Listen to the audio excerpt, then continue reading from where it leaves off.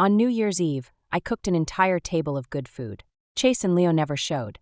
Not until after midnight did I scroll across my widowed sister-in-law's Instagram post. In the photo, Chase was folding dumplings and Leo was feeding Evelyn a bite. All three wore matching holiday pajamas. The shot looked heartwarming. The caption read, "Guess this counts as a real family of three, complete at last." I called to confront them, but Chase answered with perfect righteousness. "My sister-in-law's all alone. What's wrong with me taking care of her for late? You're supposed to be the strong, independent woman. Can't you spend one holiday by yourself?" Leo yelled even louder. "Stop bothering Dad, evil woman. I like Auntie. I want her to be my mom." I didn't argue. I hung up. The Disney cruise Leo kept begging for, canceled. The new sports car Chase had been drooling over, order revoked. The villa my sister-in-law had lived in for years. I rang the realtor to list it. "Since you're so eager to play happy family, I'll make it official." When it was done, I stared at the feast now ice-cold on the table. Braised prawns in garlic sauce, soy-braised short ribs, and several other painstaking entrees. Every dish had been Chase's and Leo's favorite. I'd started prepping first thing that morning, hoping the holiday would bring us together. Now the whole thing looked like a joke. They already have their home. A home without me. One that has no use for me. I picked up the plates, face blank, and walked into the kitchen. One by one I scraped everything into the trash. True, delicacies like these aren't fit for dogs. After I tossed the garbage, I sat back on the couch and picked up my phone. A customer service bubble popped up. "Dear valued guest, our Disney family suites are fully booked for the holiday and tickets are sold out. Once an order is canceled, it cannot be reinstated. Do you confirm the cancellation?" It was the sailing Leo had nagged about for 2 weeks. The floating theme park he dreamed of. To snag that suite I'd pulled strings and paid several times face value. I'd planned to surprise him with it tonight. Now, my face showed nothing as I tapped the screen. Cancel, refund, done in one breath. Next, a WhatsApp from the Porsche rep, Quinn, appeared. "Casey, Happy New Year. Don't joke with me on a big night like this. Chase is going to love it. This model is rarer than hen's teeth." It was the car Chase had whispered about for months, claiming he needed the image for work. Really just something to show off to colleagues. I typed back, "Not joking. I don't want the car. He answered with a string of anguished emojis. "Casey? That ride's a collectible. The 10 grand deposit is non-refundable. Happy New Year. The deposit's yours. I won't be picking up the keys. I exited WhatsApp after sending that. Looking at the empty house, I felt something inside me gradually go still. No way I'd let those ingrates keep a penny's worth. Before long, a shrill ring hauled me back. "Caller ID manager." He oversaw the villa Evelyn currently occupied. Back when Late died, Chase had sobbed, saying my sister-in-law was pitiful and homeless. Soft-hearted, I'd let her move into the newly decorated lake house rent-free. She'd stayed 3 full years. I'd even covered HOA dues and utilities. A standing housekeeping crew came in weekly. My account paid for that too. Now I saw I'd invited the wolf right into my bed. Some people are born conscienceless. Compared with them, animals are loyal. I answered, "Manager, Happy New Year. About the West Hill Villa, I want it back. Please head over first thing tomorrow to repossess it. And list the place for sale while you're at it." Manager's voice lifted. That property would move fast and earn him solid commission. Still, evicting someone on New Year's Day gave him pause. "Sis, show viewers on the first? What about Ms. Vance inside? Do you have buyers lined up for tomorrow?" "Yes, one client keeps asking if you'd sell. I just spoke with him, he's ready anytime." "Then bring him." A thin smile tugged at my mouth. "My house, I'll sell whenever I damn please. Keep it so she can continue playing house with Chase and Leo?" "Not happening." Manager fell silent. Apparently even real estate agents can stumble into primetime gossip. "Understood. I'll be there at dawn with the buyers." Once that was settled, I poured myself a glass of red and stood at the picture window. Outside, fireworks carpeted the sky in color. An ache crept through me as I watched. I stood there until the last boom faded and New Year's Eve was over. My phone vibrated, a WhatsApp from Chase. "Babe, don't be mad. It was so late and Leo conked out, we crashed at Evelyn's.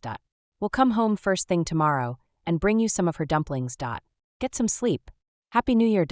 Early next morning, Chase rang nonstop, more than a dozen calls, before I finally picked up, lazy and slow. The instant I said hello, he exploded. "Lynn, have you lost your mind? Dragging a realtor through the door on New Year's Day. Are you trying to humiliate Evelyn?" A mob burst in and scared Leo to tears. "Call them off right now." "Who said anything about selling? Did we discuss this? Can you quit throwing a tantrum?" I held the phone farther from my ear until he ran out of breath, then replied unhurried. Why would I discuss it with you? It's my house. I'll sell if I want. Since the three of you are so loving, why don't you buy the place and gift it to her? Aren't you the one who keeps saying how much you pity your sister-in-law? Chase choked on that, then switched to wounded patience. I knew you were just being dramatic. I already texted you the explanation last night. We didn't come home because Leo was wiped out. Why must you twist everything? With my brother gone, somebody has to look after Evelyn in his place. Why can't you be more like her, strong and independent? Leo's crying his eyes out over you. Listen. Rustling carried over, followed by Leo's heartrending wail. Evil mommy, you're the worst mommy ever. I hate you. I'm telling Dad to divorce you. I want to live in Auntie's big villa. Get out of our life. You're just jealous we're happy. Jealous Auntie is nicer and prettier. All you do is boss me around. Ugly old witch, nobody wants you. Chase's words didn't even sting. But Leo came from my own body, my flesh and blood Leo. I never dreamed I would give birth to a blade that would one day turn and slash at me. After the first stab of cold wore off, I felt my voice harden even more. Fine, Leo, go live with your new mom. Don't come back. Chase, if you want a divorce, I'll give you one. I'll have the papers sent over. Chase answered as though I'd told the joke of the century, his tone dripping scorn. Divorce? Lynn, who are you trying to scare? You're 30-something. Once you're divorced, you'll be second-hand goods no one wants. Don't think a little money makes you special. Without Leo and me, you don't even have a real family. Enough of this drama. Call the realtor and drop it. From the other end came Evelyn's soft, pitiful sobs. Then Chase's lowered voice comforting her. Don't cry, Evelyn. You know Lynn. Always pulling these petty stunts so Leo and I will coax her. She's small-minded. She'll get over it in a couple of days. Relax, I'm not letting you move out. He must have thought covering the mouthpiece hid everything. So that's what they think of me. A woman with no temper they can knead and flatten at will. They're convinced I can't leave this family. I wasted no more words, hung up, and blocked the number. I set the phone down and speed-dialed the locksmith. 30 minutes later, the biometric deadbolts were wiped clean and reprogrammed with a single set of prints, mine. Then I called 2 cleaning ladies. Box up everything that belongs to the man of the house and every single thing in the kids' room. Bag it all and toss it outside. The women were professionals. No questions, swift hands. In less than an hour, several giant woven sacks sat by the front gates. I rang property management. There's a pile at the gate. Please have someone haul it away. Donate whatever can be donated. Yes, all of it. New Year's afternoon. On the security feed, I watched Chase and Leo bring Evelyn back. They stood at the door half a minute, thumb after thumb rejected. Chase realized instantly. I'd changed the locks. Lynn, open this door. This is my house. Who gave you the right to change the locks? Evelyn clutched a bag of dumplings, eyes rimmed red, looking tragically wronged. Akai, stop. You'll frighten Leo. It's all my fault. I shouldn't have let you stay with me. I've ruined your marriage. She said she would leave, but her feet never shifted. And my darling Leo comforting her instead. Don't cry, Aunt Evelyn. It's the old witch's fault, not yours. Dad, break the door down and kick that evil woman out. While Chase cooed over Evelyn, he snarled threats. Evelyn brought dumplings as a goodwill gift, and this is how you act. Can't you spare a thought for a woman alone? She came to wish you a happy new year, afraid you'd feel lonely. You're impossible, Lynn. I left them to their tantrum and went upstairs for a nap. The deed is in my name. I decide who crosses the threshold. Evening. Dorothy's call woke me. The commotion outside had ended. Chase and company were gone. Lynn, open up. Mom's here alone. Her voice sounded tired. I didn't bring them. I know you're hurt. I brought you food, an apology for them. Over the years, Dorothy had treated me decently, always asking after my health, so when I saw a high-value retirement policy this year, I'd bought it without a second thought. Even now, with Chase and me at war, I hadn't canceled it. She'd never crossed me, never given me reason. After a moment's hesitation, I opened the door. She stepped in, set a thermos on the table, and gave a gentle smile. You haven't eaten, have you? Mom made soy-braised short ribs. Eat while they're hot. Akai always looked up to his late. After late passed, he naturally looked after Evelyn. But the boy has no sense of proportion. I've already scolded him. This whole mess is his fault. Her words weren't especially partial to Chase. I tasted 2 ribs, good flavor, but I dislike greasy food. I set the bowl aside after a couple of bites, my interest cooling. Anyone who truly cared would know my tastes.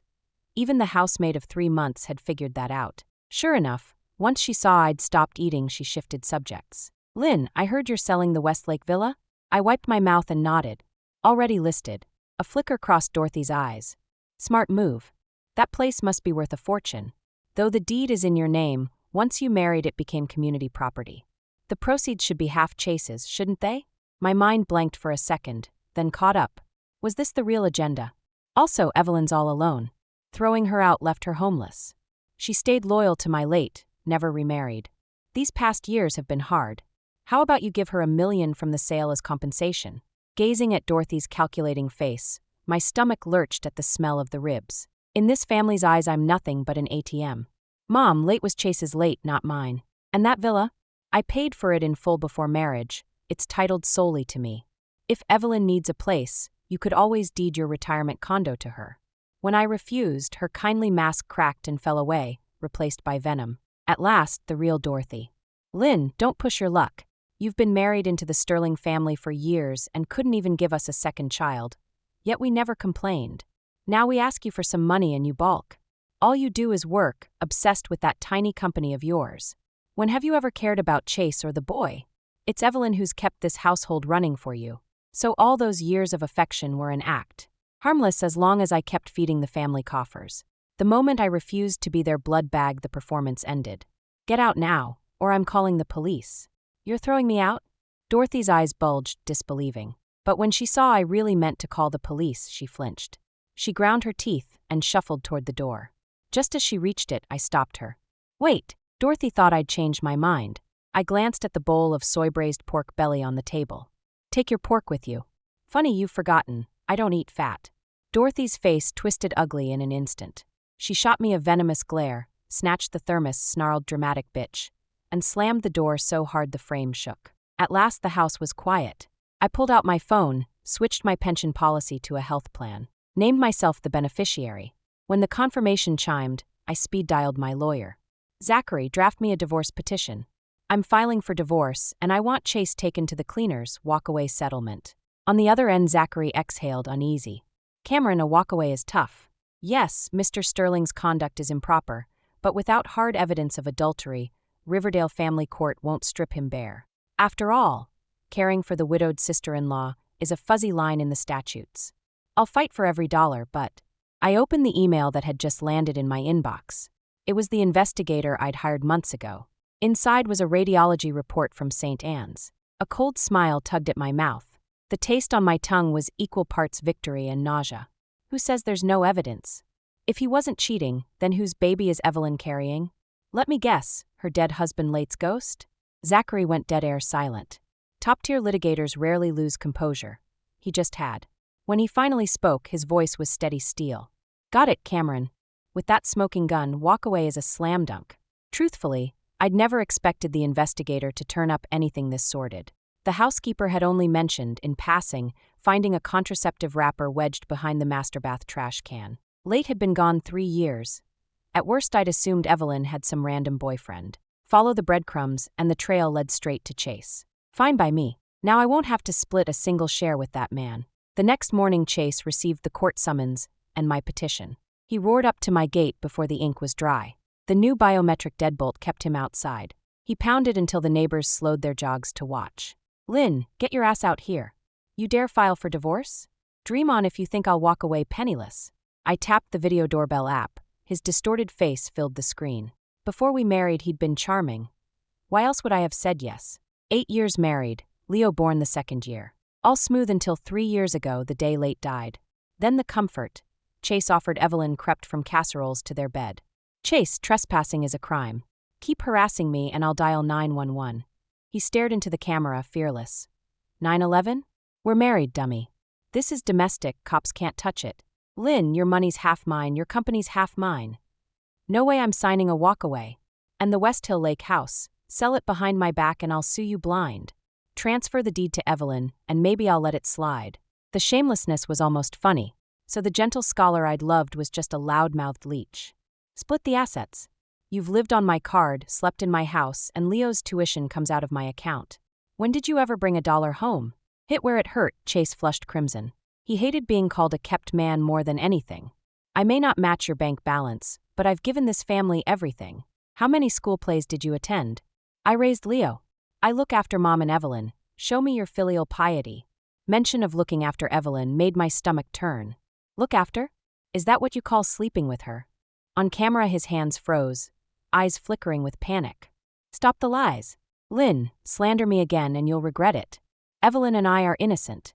Quit smearing us with your filthy imagination. I hung up. Confession would come in court. I rang security. The guards know only one name on the deed, mine. Chase's howl as they dragged him off carried to the second-floor balcony. I didn't watch. Dorothy must have heard. She and Evelyn started bombing the Sterling family WhatsApp group. Blocked on my phone, they tagged me relentlessly. Morgan, cheating on your husband and divorcing him penniless. How heartless. Abandoning your child just to spite Chase. All these years Chase gave you everything. You only care about your company. Where's your duty as wife and mother? Relatives crawled out of the woodwork to chime in. A woman's place, they lectured, is at her husband's side, not in a boardroom. As for Chase comforting Evelyn, why? That was Christian charity. Doubt it, and you're the pervert. Lynn, Chase is only helping me, don't twist it. Late always looked out for you too. This is payback. If people think Chase and I are guilty, I'll die of shame. Evelyn typed, adding teary emojis for effect. But the words she spoke didn't sound like an apology to me. They sounded more like emotional blackmail, a threat using her own life. As expected, the relatives who loved to stick their noses in immediately ganged up on me in the group chat. Lynn, this is your fault. When Late was alive, he treated your family well, didn't he? Exactly. Such an honest man, and now that he's dead you still won't leave his wife alone. If he's watching from above, what would he think? Lynn, leave some room for kindness, build some virtue. I let out a cold laugh and rattled off a few lines. Since you all care so much about Evelyn, why don't you take her in and let her live with you? But be careful when you bring her home. She's pregnant. If anything happens under your roof, what then? The moment I hit send, I discovered I couldn't type another word. Chase had kicked me out of the chat. Chase is the group admin. No prizes for guessing who did it. I arched an eyebrow. Guilty conscience? I'd thought that after leaving such a pointed message, Chase and his mother would realize I'd already figured everything out. If they had any sense, they'd offer to walk away with nothing, salvaging at least a scrap of dignity in front of family and friends. Turns out their shamelessness knows no bottom. Because barely a minute after I was booted, Leo came looking for me. He's still small, and he's my own son. When the nanny returned to work after the holiday, she didn't think twice before letting him in. The first thing he said to me wasn't, "I'm sorry," or even, "Are you okay?" "Old witch, Grandma says the baby in Auntie's belly is my little brother. You wouldn't give me a brother, so Auntie will. Just admit this baby is your son too, and I'll still call you Mom. Me and my brother will take care of you when you're old." By now, hearing these words doesn't make me angry anymore. Only wistful. It's obvious Dorothy coached him. But Leo is 8. Even a kid that age has some sense of right and wrong. In his eyes, I'm probably just the mother who forces him to study and bosses him around. I pulled my gaze away from him and went on eating the bird's nest custard on the table. "All those elite tutors you had? Cancelled." His eyes lit up, delighted. He has no idea how priceless those lessons are to ordinary families. "And the piano lessons you begged for, then said you hated? Gone too." He didn't read between the lines. He thought I'd finally seen the light. He tossed his head with a smug little snort. "Humph, you finally know you were wrong, but you'll never be as good as Auntie. Still, you're my real mom. If you shape up, I might let you stay my mother. First, though, you have to treat Auntie's baby like it's yours." Then he looked at me with a gaze that was innocent and idiotic at once. "Isn't it great? I always wanted a brother, but you wouldn't give me one. Auntie loves me more." Maybe in a child's world, the adult who sneaks you extra game time, takes you out to play, and slips you spending money is the best grown-up ever. I set down my spoon and spoke to him one last time. "Leo, the phone and console you game on? I bought them. The fancy meals you and Dad pig out on? I booked every table. Even the cash Auntie hands you comes from the allowance I give her. That baby in her belly is your father's child with her. Do you really think that's okay? He is, after all, my son." I held on to one final shred of hope. If he could grasp even a little of what I was saying, if he could see he'd crossed a line, I wouldn't push this to the brink. We might never go back to what we were, but I'd still bankroll his future. What I didn't expect was that my once chubby, adorable little boy would now wear the same ugly sneer his father does. "All you ever talk about is money, money, money. Auntie never mentions money. Did you divorce Dad just because of money?" "Humph, old witch, I don't want a money-grubbing mom like you. I'm disowning you." With that, he grabbed the bowl in front of me and hurled it to the floor, then went on smashing whatever he could reach until he'd vented enough to storm out. The nanny was stunned. She'd probably never seen a child act like that. I gave her a small smile, slipped her a red envelope, and asked her to sweep up the shards. In my heart, the last ember of love for that child finally died. He doesn't want me? No, Leo. I'm the one who doesn't want you anymore. This boy has been thoroughly ruined by Chase. There's no saving him. From this day on, I will pretend I never had a son named Leo. Maybe the Sterlings thought deploying their own flesh and blood would make me fold. They miscalculated. Chase doesn't truly want the divorce to reach court. Maybe for the money, maybe for face. But in the end, he still slunk into Riverdale family court. Inside the courtroom, every Sterling sang the same tune, swearing the marriage collapsed because I'd ignored my family for years. She's a career woman, out the door at dawn, home after midnight. I've always held a job too, yet I was the one running the household. Exactly, she was barely around to raise the boy. I'm a grown man, working all day, then coming home to parent solo. The jury and even the judge furrowed their brows. Some male jurors clearly felt that, as a woman, neglecting home was my cardinal sin. By their logic, Chase would be magnanimous not to divorce me. And here I was, turning the tables, demanding he walk away with nothing. Zachary, counsel for my side, adjusted his glasses and produced the medical file he'd readied long ago. According to the prenatal examination report from Riverside Women's Center, Evelyn is 3 months pregnant, yet her husband passed away 3 years ago. We therefore have reasonable grounds to believe the child was fathered by her late husband's younger brother. The instant that evidence hit the air, the chorus of condemnation choked off mid-note. Every head swiveled toward Evelyn in the gallery, eyes raking over her. Evelyn's face flushed crimson. She clenched her teeth as though she'd suffered unbearable disgrace. What caught me off guard was that the Sterlings had anticipated I'd use this trump card, and had prepared a counter-move. They put Leo on the stand. The testimony of an 8-year-old, whether judge or jury, carries almost sacred credibility. And my Leo, not a flicker of guilt in his eyes, delivered perjury as casually as reciting a bedtime story. He helped his father gut me on the stand. Mom never takes care of me and doesn't care about me at all. Aunt Evelyn cares more, so of course I like her better. Anything I want, she finds a way to give me. She takes me out to play and cooks for me. I love Aunt Evelyn, not Mommy. His testimony painted me as a mother who couldn't be bothered to show up for her own child. In Riverdale family court, that portrait is a death sentence. The judge's eyes softened with pity every time they landed on Leo. Zachary's heel began to tap. He was rattled. Across the aisle, the Sterling camp looked smug, as if Leo's little monologue had already handed them the win. I kept my face blank, reached into my Birkin, and slid a slim folder to Zachary. His pupils flashed, Christmas morning in July. He rose instantly, motioning to admit new evidence. Judge Smith granted leave. The bailiff projected the pages onto the courtroom monitor. First, the cancellation record for the Disney cruise I'd greased every palm in town to secure for Leo. Next, screenshots of my chat with the Porsche salesman proving I'd killed Chase's surprise Turbo S and swallowed the $100,000 non-refundable deposit. Then a ledger showing I still paid the gardener, the utilities, even the housekeeper who showed up daily at the lakefront mansion. Yes, the one currently housing my dear sister-in-law. Finally, the letter axing Dorothy's 7-figure long-term care policy.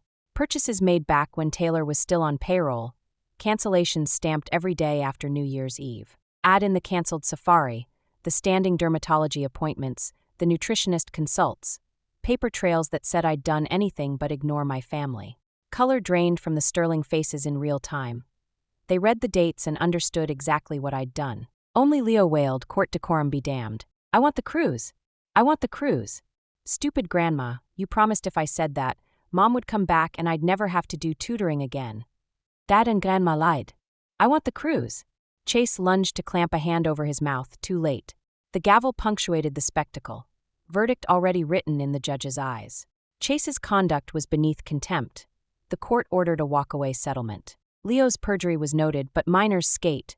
I would still owe monthly child support until he turned 18, my statutory cross to bear. Outside on the courthouse steps, Chase grabbed my sleeve. "Lynn, can we talk this through? It was an accident. The kid thing just spiraled." I shook him off. "Tell me, Chase, do you miss me or do you miss the Porsche I was about to hand you?" The question landed like a slap. He froze, color draining. I gave a thin laugh. Either way, the answer's no. With the judgment in force, the divorce was stamped and filed within days. I never saw another Sterling soul again. Chase tried to camp outside my gate, I sold the estate and vanished. New phone, new address, new everything. The only link was the automatic Venmo transfer labeled child support, dropping into Chase's account on the 1st of every month. I had met the letter of the law. My conscience was clean. 5 revolutions of the calendar later, my company had gone global. The ballroom at the Waldorf sparkled with our IPO after-party. I was slipping into my coat when an unknown number buzzed. I picked up. A voice I still knew, broken and raw.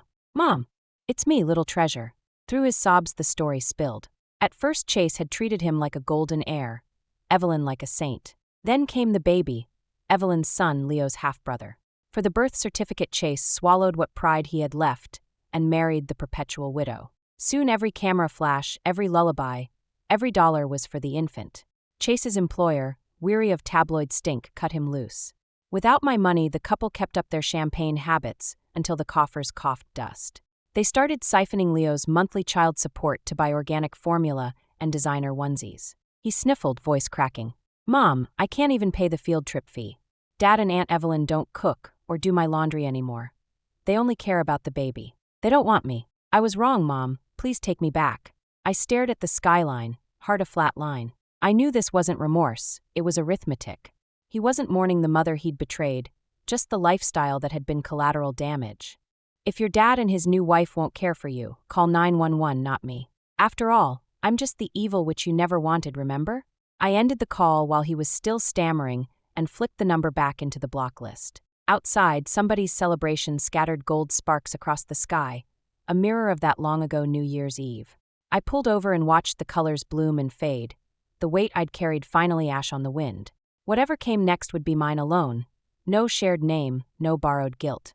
The past could keep its ashes. I was already walking into daylight. Thanks for listening.